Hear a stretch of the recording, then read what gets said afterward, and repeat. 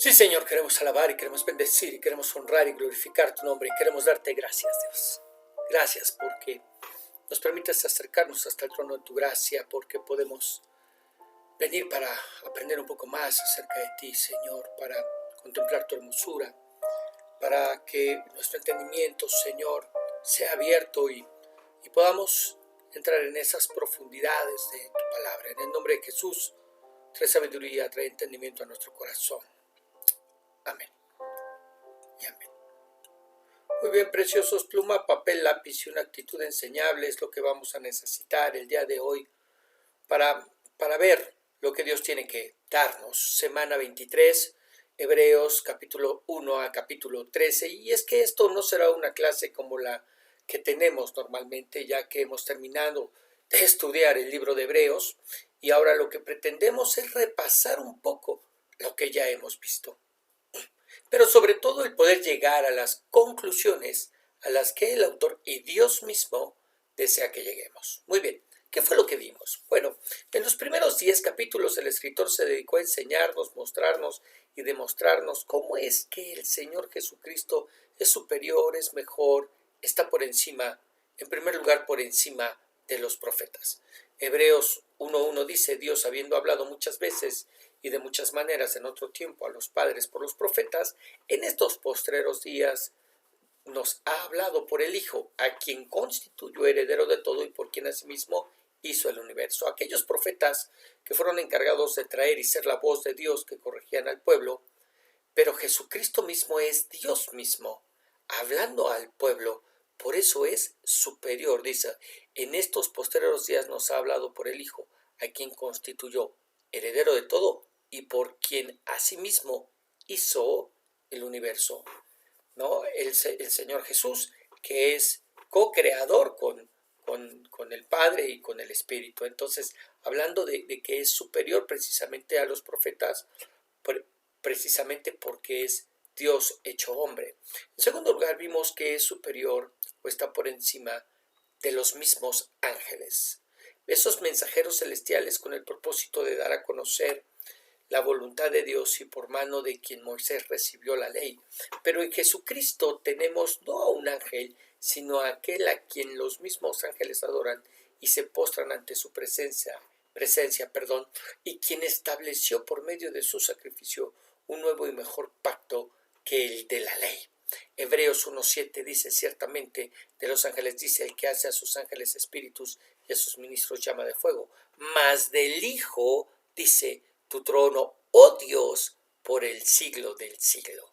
Cetro de equidad es el cetro de tu reino, ¿verdad? Entonces, ¿es superior que los ángeles? Por supuesto que sí, puesto que los ángeles son aquellos quienes dan adoración y pleitesía a nuestro Señor. Es superior que Moisés mismo, pues aunque fue el profeta, el mensajero, el instrumento usado por Dios para dar ordenanzas y traer orden al campamento y la vida de los judíos, Jesucristo trajo la gracia para el perdón de los pecados señalados por la ley, pero también trajo la gracia para que fuéramos hechos miembros de la familia de Dios y ordenáramos finalmente nuestras vidas. Hebreos 3:5, que dice: y Moisés a la verdad fue fiel en toda la casa de Dios como siervo para testimonio de lo que se iba a decir, pero Cristo como hijo sobre su casa, la cual casa somos nosotros si retenemos firme hasta el fin la confianza y el gloriarnos en la esperanza. También vimos que no solamente fue superior a Moisés, sino que también fue superior a Josué, quien, a pesar de ser el hombre a través del cual recibieron la tierra prometida, Jesucristo es quien nos da el verdadero reposo, la verdadera tierra prometida en la morada celestial que nos ha ido a preparar. Hebreos 4:8 dice: porque si Josué les hubiera dado el reposo, no hablaría después de otro día. Por tanto, queda un reposo para el pueblo de Dios, porque el que ha entrado en su reposo también ha reposado de sus obras como Dios de las suyas. Hablando de ese reposo eterno que tendremos cuando vayamos, partamos, estemos en la presencia de nuestro Dios.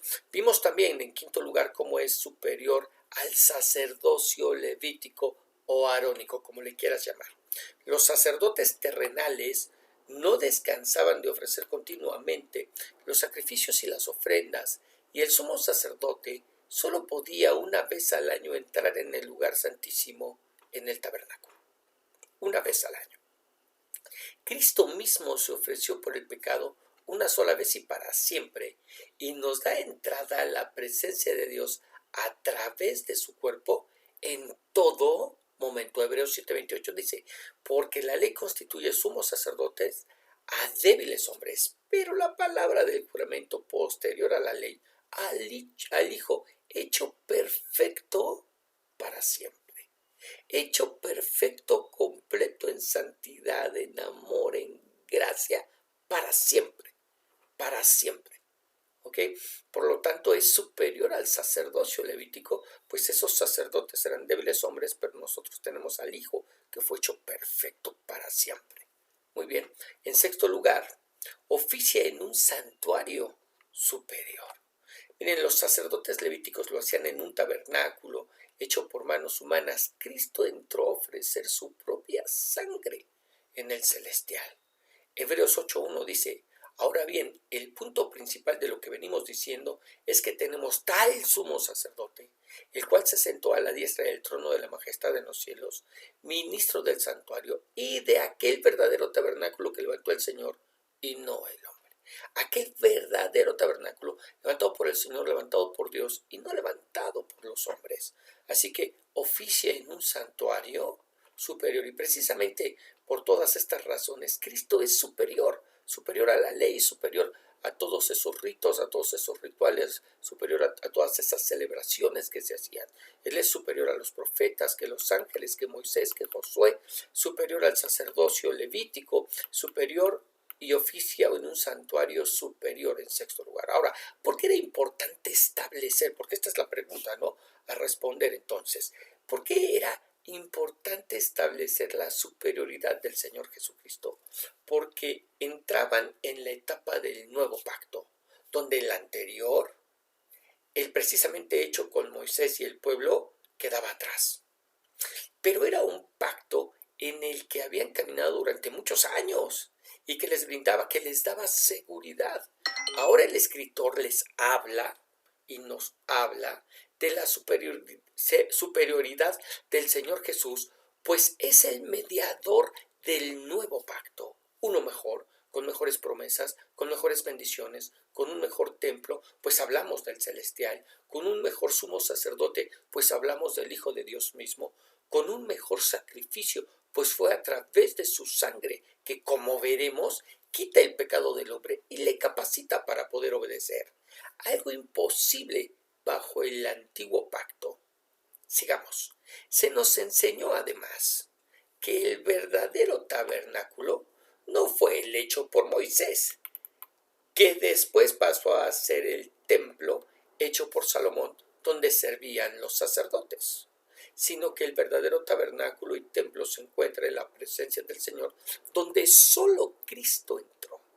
Y lo enseñó con el propósito de que los judíos creyentes se quitaran de la cabeza el que debían seguir ofreciendo ofrendas y sacrificios en el templo, que para entonces todavía existía, para que abandonaran los ritos y prácticas que en el templo se hacían, sabiendo que solamente eran sombra de lo verdadero, es decir, de Cristo mismo. De manera que si lo verdadero era Cristo, el templo ya no tenía razón de ser y su desaparición sería pronto, ya que con el nuevo pacto establecido en la sangre del Señor y no en la sangre de animales, ese antiguo pacto también desaparecería. Eso lo vimos en Hebreos 8:13, que dice, al decir nuevo pacto ha dado por viejo el primero, y lo que se da por viejo y se envejece está próximo a desaparecer.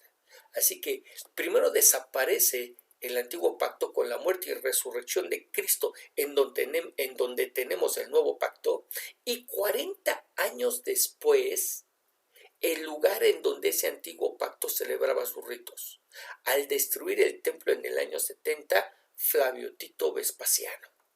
Qué interesante, ¿no es verdad?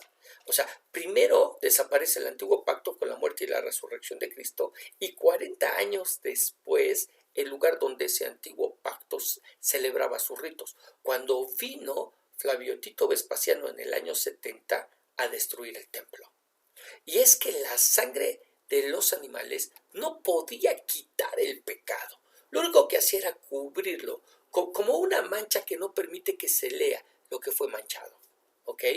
Pero la sangre de Cristo, con la que entró en el tabernáculo celestial, tiene el poder no de cubrir, sino de quitar el pecado. Vamos a verlo, Hebreos 9:23. Hebreos 9:23. Dice la Escritura: fue pues necesario que las figuras de las cosas celestiales fuesen purificadas así, pero las cosas celestiales mismas con mejores sacrificios que estos.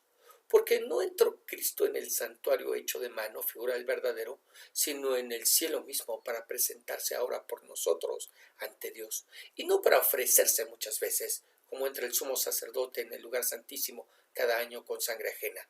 De otra manera le hubiera sido necesario padecer muchas veces desde el principio del mundo, pero ahora, en la consumación de los siglos, se presentó una vez para siempre por el sacrificio de sí mismo para quitar de en medio el pecado. Y de la manera que está establecido para los hombres que mueran una sola vez y después de esto el juicio, así también Cristo fue ofrecido una sola vez para llevar los pecados de muchos, y aparecerá por segunda vez sin relación con el pecado para salvar a los que le esperan. ¿Qué fue lo que hizo a través de su sacrificio de sí mismo, como dice aquí, para quitar de en medio el pecado? Una sola vez para llevar los pecados de muchos. ¿Ok? Dándonos una nueva motivación para seguir adelante. ¿Cuál? Que ahora tú y yo podemos entrar con toda libertad en ese lugar santísimo celestial por la sangre de Jesucristo, a través de ese camino nuevo y vivo que Él abrió a través de su sacrificio. Así que esa nueva motivación se encuentra en el poder disfrutar de la presencia de Dios siempre que la busquemos. Siempre que la busquemos. Cada vez que levantamos nuestra voz, cada vez que clamamos a su nombre, cada vez que invocamos su nombre sobre nuestras vidas, la presencia de Dios está con nosotros. La pregunta a hacernos quizás es: ¿realmente valoramos lo que eso significa? ¿Realmente lo valoramos? Porque tú y yo tenemos la posibilidad de estar en la presencia de un Dios santísimo sin correr el riesgo de morir por ello, y no para ser juzgados y condenados por nuestros pecados, sino que lo hacemos como hijos suyos. Mira cómo lo dice Hebreos 10:19. Así que, hermanos, teniendo libertad para entrar en el lugar santísimo por la sangre de Jesucristo. Ahora tenemos esa libertad de poder entrar por la sangre de Jesucristo hasta el trono de la presencia de Dios sin tener el temor de morir porque no somos lo suficientemente santos. Y antes de pasar a la segunda parte, porque a partir del capítulo 11 se hace esta parte práctica, a mí me gustaría que pudiéramos recordar que vimos temas tan difíciles de explicar a través de este curso, bueno, difíciles de explicar y entender, como el que nuestra salvación es segura sin posibilidad de perderla, aun cuando hay pasajes que pudieran a primera vista darnos a entender lo contrario, como lo es el tema de la apostasía. ¿Ok? Vamos a verlo. Hebreos 10:26, que dice: porque si pecaremos voluntariamente después de haber recibido el conocimiento de la verdad, ya no queda más sacrificio por los pecados, sino una horrenda expectación de juicio y de hervor de fuego que ha de devorar a los adversarios, ¿no? Y aquí vimos, precisamente cuando estábamos analizando este pasaje, vimos el siguiente comentario. Este pasaje trata el pecado de apostasía, que es el retroceso o la deserción intencional.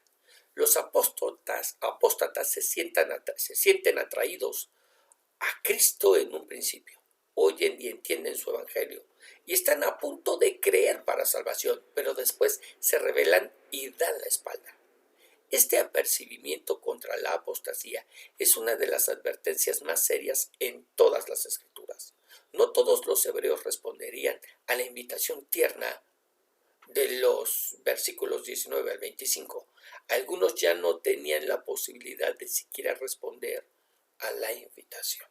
Es decir, este pasaje que nos dice que si pecaremos voluntariamente y después de haber recibido el conocimiento de la verdad, es decir, después de haber recibido el conocimiento de la salvación que hay en Cristo Jesús, del Evangelio, pero si pecamos voluntariamente, es decir, si despreciamos esa verdad, ya no hay más sacrificio por los pecados, es decir, Cristo murió por nuestros pecados, pero ya no hay más Cristo que sacrificar. Y entonces, ¿qué queda? Una horrenda expectación de juicio y de hervor de fuego. En esa ocasión preguntábamos, ¿qué les pasa? ¿Qué les pasa a los que reciben el conocimiento de la verdad? De que solo hay salvación en Cristo y luego simplemente siguen en sus tradiciones religiosas. Y cuando hago esta pregunta hablo de esos que lo reciben, sí, cuando les compartimos por primera vez, pero también de esos que vienen a la iglesia y que vienen bajo sus motivaciones, ¿no? Buscando y bueno, les gusta la alabanza porque es bonita la alabanza, porque es bonita la adoración, les encanta el sermón, pero no le entregan su vida a Cristo. ¿No? Les gustan los sermones. Sí, sobre todo hoy en día, cuando vamos a esas iglesias que no nos hablan del pecado, no nos hablan de la obra de Cristo, sino nos dan coaching, es decir, de qué manera podemos tener nuestra mejor vida ahora.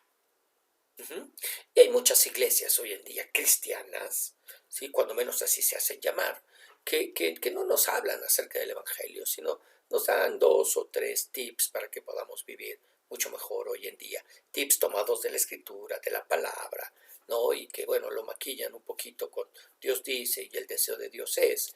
Y entonces eso le encanta a la gente escuchar. Pero esa persona no se reconoce pecadora, no reconoce a Cristo como esa necesidad de Salvador. Simplemente asiste porque le es agradable, ¿no? Ahora, ¿qué pasa con esos que vienen, escuchan y están a punto y pareciera, pero pues, simplemente, bueno, después con el tiempo regresan a su antigua forma de culto, siguen con sus tradiciones religiosas? Bueno, yo quiero decirte algo. En el momento no pasa nada con ellos.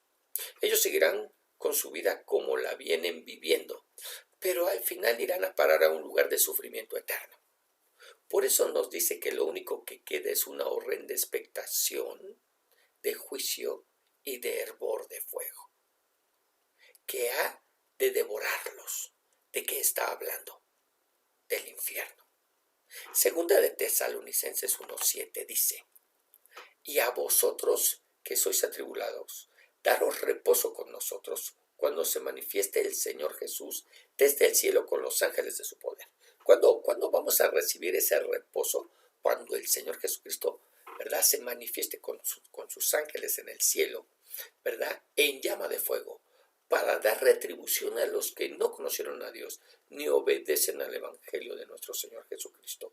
Es decir, a aquellos que le dieron la espalda, los cuales sufrirán pena de eterna perdición, excluidos de la presencia del Señor y de la gloria de su poder. Muy bien, y con esta palabra, con esta escritura, cerramos precisamente esta enseñanza que no era sencilla de entender cuando habla de esa horrenda expectación de juicio y de hervor de fuego, si pecaremos voluntariamente. Y nosotros, desgraciadamente, muchas veces fuimos mal instruidos, ¿no?, con relación a este pasaje por no estudiarlo en todo su contexto y creíamos que por cualquier clase de pecado ya estábamos en esa expectación de juicio y de hervor de fuego. Sin embargo, aquí con mucha claridad pudimos mirar que no se trataba de cualquier pecado, sino del pecado, de darle la espalda a nuestro Redentor y no recibirlo y no reconocerlo como una necesidad y entregar nuestras vidas en la cruz del Calvario. Muy bien, ya en la segunda parte vimos temas como la fe, dejando claro cuando menos 3 cosas. ¿Qué es la fe? Bueno, ahí vimos Hebreos 11:1. Después la fe, la certeza de lo que se espera, la convicción de lo que no se ve. Palabras a subrayar, certeza y convicción. Yo tengo la certeza de que voy a recibir aquello que estoy esperando de parte de Dios, sí, porque estoy convencido de que hay un Dios que cumple sus promesas. en segundo lugar, vimos que la fe se ve, pues da testimonio.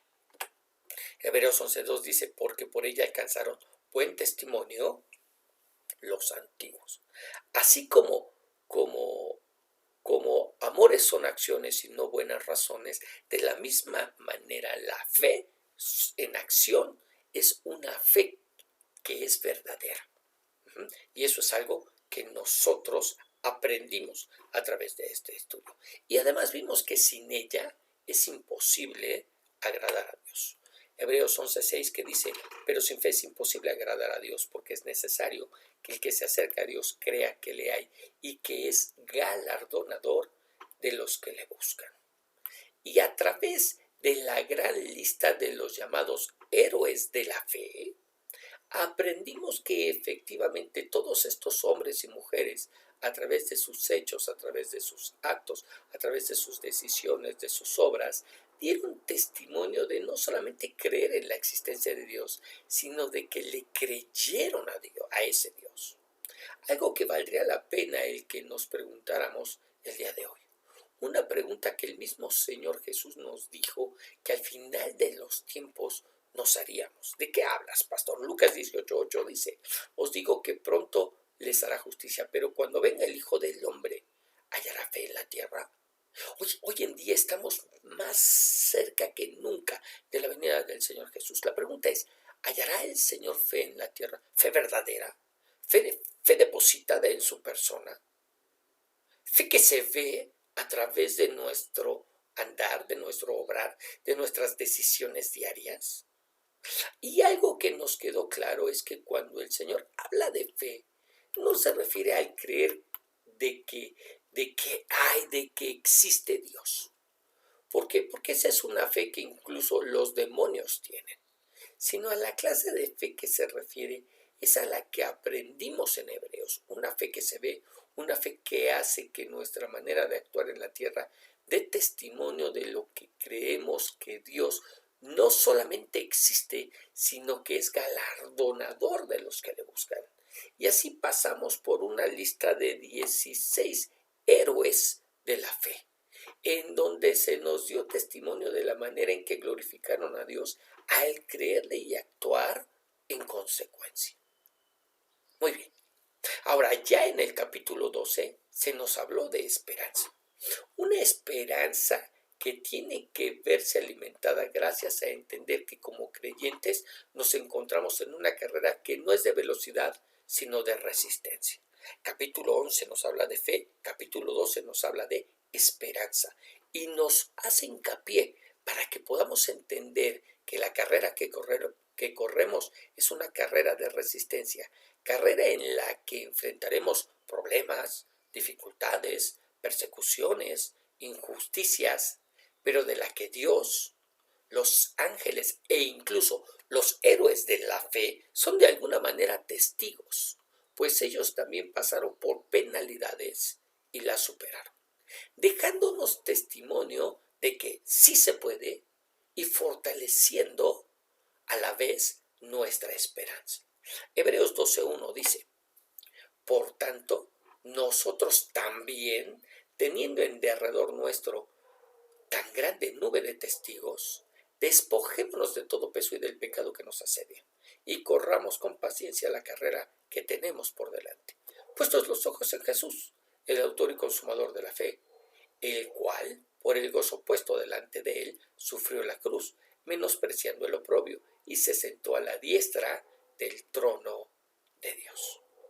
Y aquí justamente, y antes de pasar a este último capítulo que nos habla sobre el amor, el escritor hizo un paréntesis para hablarnos de lo que sucede con aquellos que rechazan de manera voluntaria la gracia de nuestro Dios. Es decir, volvemos a hablar de aquellos que escuchan el mensaje del Evangelio, pero que le dan la espalda.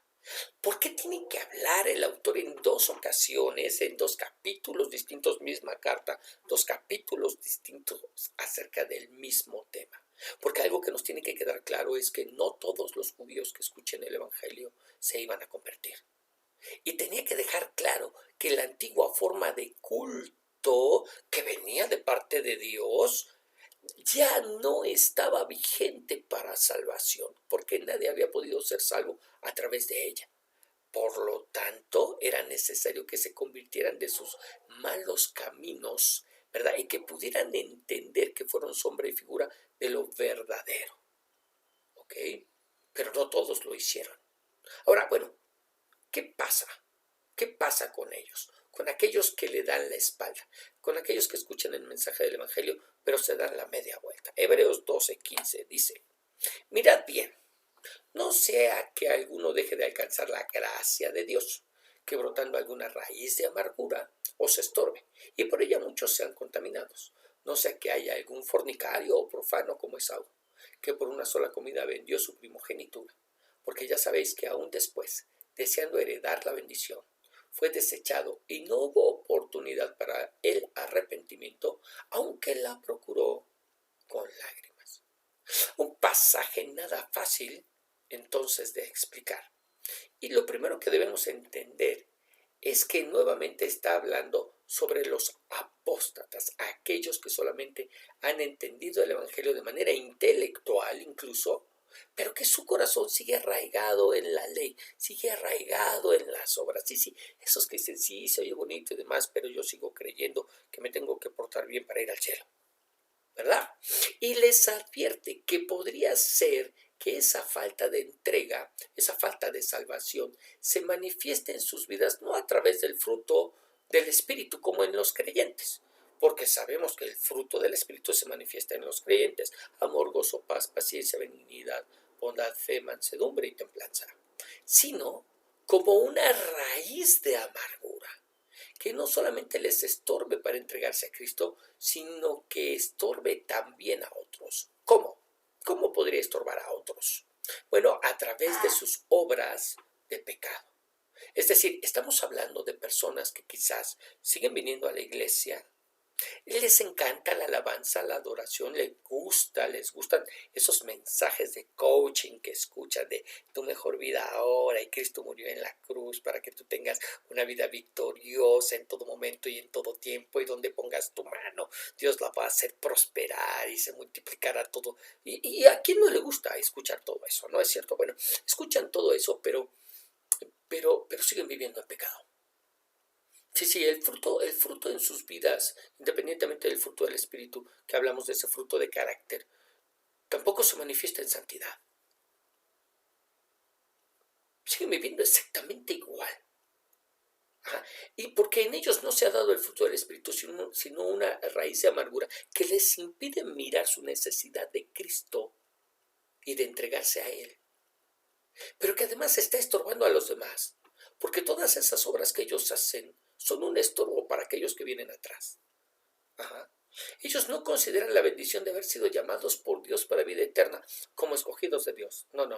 Es decir, como Esaú, menosprecian ese privilegio y se entregan a esas pasiones vergonzosas del pecado, constituyéndose en tropiezo para otros, y que tomen en cuenta que quizás después no tengan tiempo de arrepentirse. Eso es lo que pretende el escritor.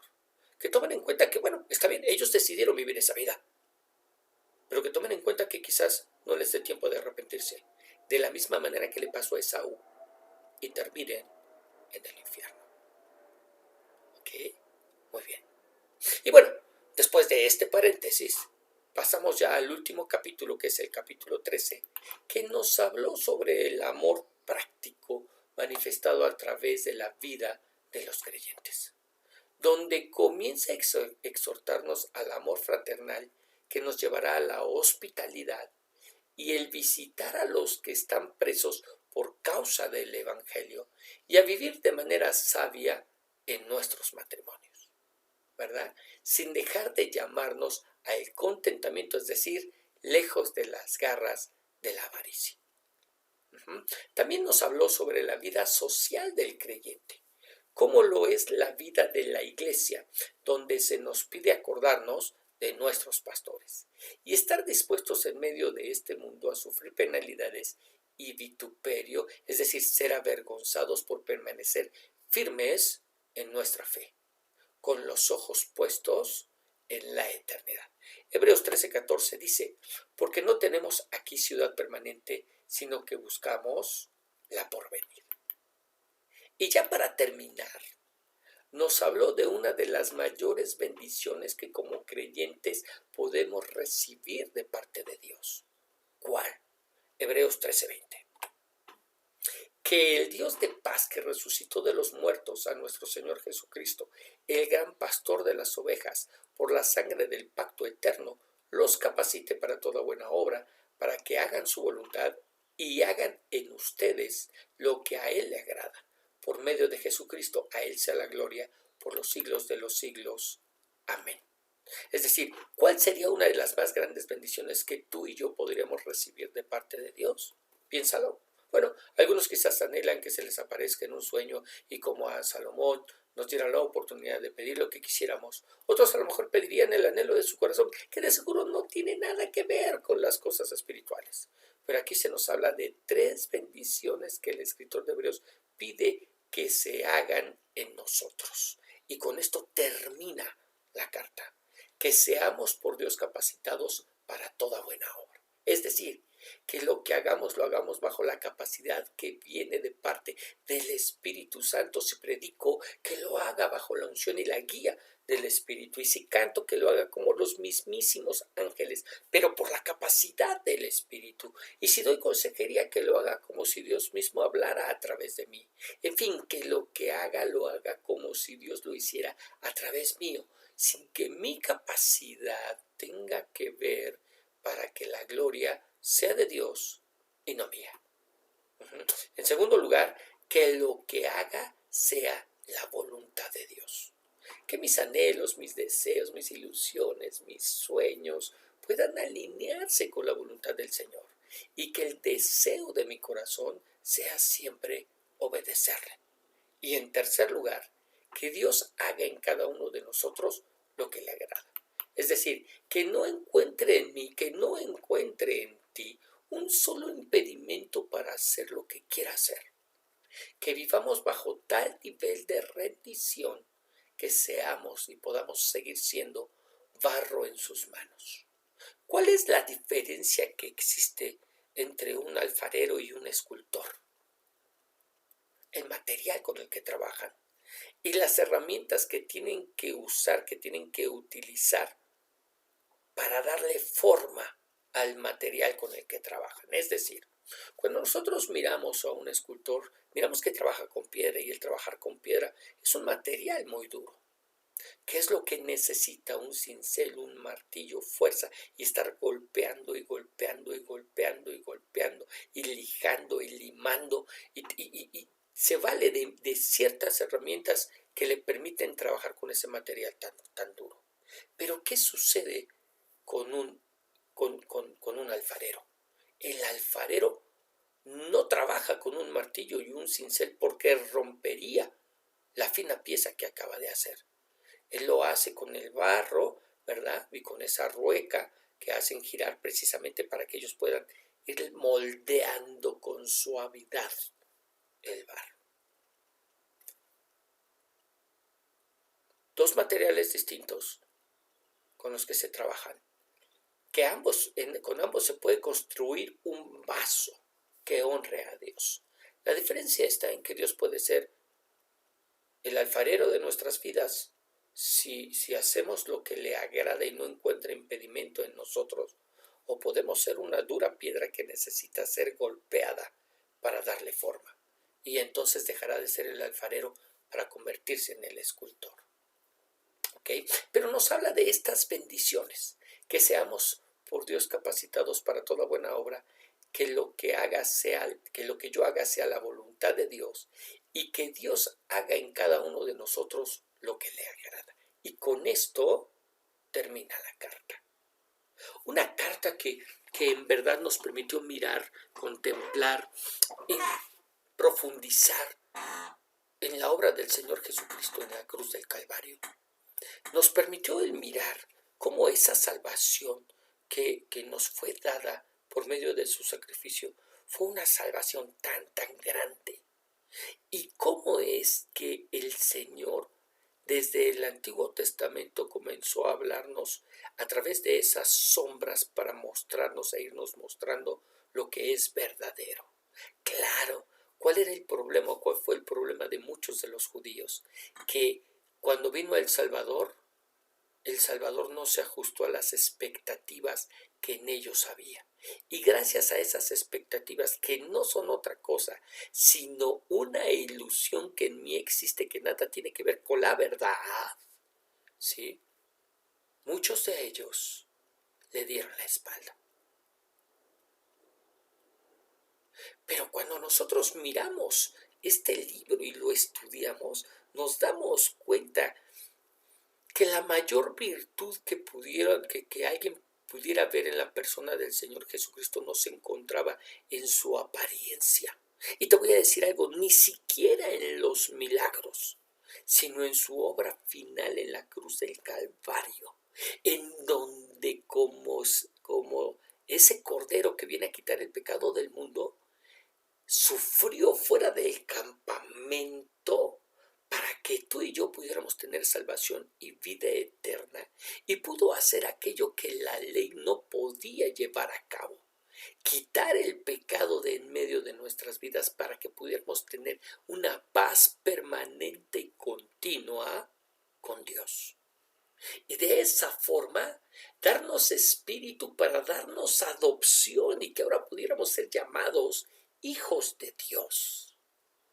Y de esa manera, quitándonos todo peso del pecado que nos asedia y sabiendo que tenemos en derredor nuestra tan grande nube de testigos, podamos correr la carrera que tenemos por delante, es decir, vivir nuestra vida, esa vida que le hemos entregado a Dios, no viviendo nosotros, sino procurando ser imitadores de aquel que nos llamó de las tinieblas a esa luz admirable, para que podamos caminar y recorrer ese camino haciendo su voluntad y glorificando en el proceso a nuestro Dios a través de nuestras vidas, sabiendo que servimos a un plan que es mayor que nosotros mismos, pues estamos sirviendo como instrumentos al plan de Dios.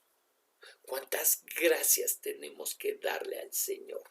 Porque Él nos ha permitido mirar, contemplar, adentrarnos, escudriñar en todas estas cosas.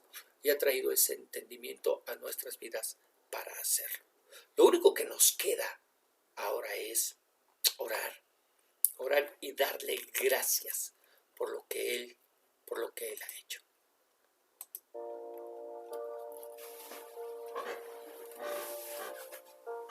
Señor, estamos tan agradecidos. 23 lecciones, junto con esta de repaso. 23 lecciones en las que pudimos caminar de tu mano, verso a verso, Señor, para conocer tu voluntad, para que esta verdad fuera revelada a nuestras vidas. Dios, las escuchábamos una y otra, leíamos y volvíamos a leer. Señor eterno, te estamos tan agradecidos porque nos permites mirar con claridad la obra, el sacrificio de Cristo en la cruz. Y nos permites entender cómo era una obra que nadie más podía venir a hacer por nosotros. Y entendemos también por qué es tan grave y tan grandísimo pecado el menospreciar esa obra. Señor, hay gente que no te conoce y que en ese desconocimiento de ti dice, ay, ¿a poco una persona que no acepte a Cristo se va a ir al infierno? Señor, como si fuera una falta menor. Pero gracias a lo que hemos podido aprender, ahora nos damos cuenta que no es una falta menor. Es la falta que los llevará al infierno. Dios, gracias. Gracias porque no fueron nuestros méritos. No es lo que hicimos ni es lo que vamos a hacer, porque finalmente el que obra en nosotros es tu Espíritu. Sino fue tu gracia y tu misericordia la que se extendió sobre nuestras vidas. Porque antes de que naciéramos e hiciéramos bueno o malo, tú ya nos habías escogido para que fuéramos hijos tuyos. Señor, en el nombre de Jesús, te damos tantas gracias y te pedimos que seas tú, Señor, obrando en nuestras vidas y en nuestros corazones, y que esta hambre y esta sed por ti, por tu palabra, no cese, sino que por el contrario, Señor, pueda ir creciendo cada vez más. Y bendito Padre Celestial, que podamos aprovechar todas las herramientas que hoy en día pones a nuestra mano para aprender más de ti, para conocerte, para entenderte, Señor. Oh, bendito Dios.